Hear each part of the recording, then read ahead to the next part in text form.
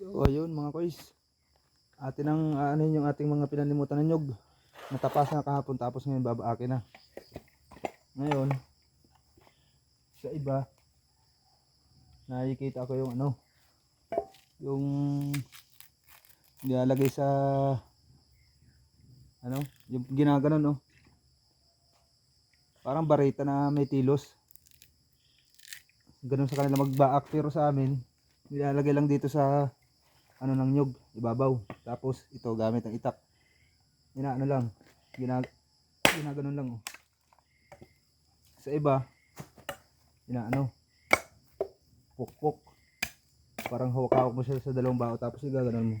Sa amin naman ganito lang. Ipapatong mo lang sa ibabaw ng mga nyug.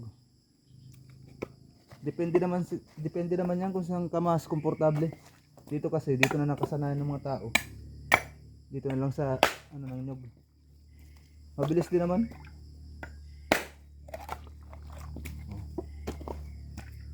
Malalaki pati yung ating mga nasimot na nyug. Isang bagsak lang mga koys. Yan mga koys may tubo pa. Ayaw ko kumain at umagang umaga. Mag-aalas 6 pa lang baka ako simurain. Kaya hindi na ako kakain ng tubo ng nyug. Ganyan lang mga koys.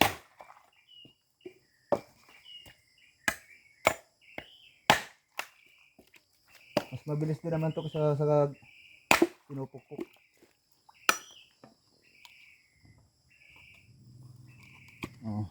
Yun mga koys ginakain to.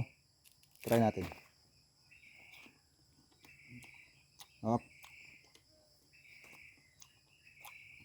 So yun lang mga koys. Ang dami akong baka 270 mahigit yan. Mamaya lang ulit. Bye bye.